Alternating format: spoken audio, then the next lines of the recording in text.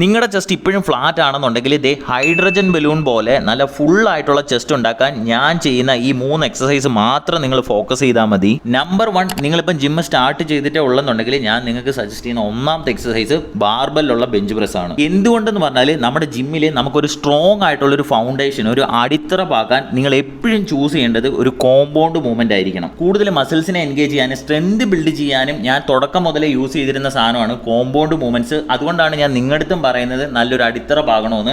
ഒരു പോയിന്റ് എത്തിക്കഴിഞ്ഞതിന് ശേഷം മാത്രം നിങ്ങൾ ഡംബലിലോട്ട് സ്വിച്ച് ചെയ്യുക. നമ്പർ 2, ചെസ്റ്റിനെ നല്ല രീതിയിൽ ഫില്ല് ചെയ്യാനും എൻ്റെ അപ്പർ പെക്ക് റീജിയന് കൂടുതൽ സ്ട്രെസ് കൊടുക്കാനും ഞാൻ അന്നും ഇന്നും പ്രിഫർ ചെയ്യുന്നത് ഡംബലിലുള്ള ഇൻക്ലൈൻ പ്രസ്സിലാണ്. ഈ സാധനം ചെയ്യുമ്പോൾ കിട്ടണ ആ സ്ട്രെച്ചും കാര്യങ്ങളും വേറൊരു എക്സസൈസിലും എനിക്കത് ഫീൽ ചെയ്യാൻ പറ്റിയിട്ടില്ല. മൂന്നാമതായിട്ട് ഫ്ലൈ വേരിയേഷൻ ചെയ്യുമ്പോൾ ആദ്യ സമയങ്ങളിലൊക്കെ ഞാൻ ഫുൾ സ്റ്റാക്ക് ഇട്ടാണ് ആ മെഷീൻ അടിച്ചുകൊണ്ടിരുന്നത്. പിന്നീടാണ് എനിക്ക് മനസ്സിലായത് ഞാൻ ചെയ്യുന്നത് ആന മണ്ടത്തരമാണ്. സോ നിങ്ങളും അങ്ങനെ ചെയ്യുന്നുണ്ടെങ്കിൽ അങ്ങനെ ചെയ്യാതിരിക്കുക. നിങ്ങൾ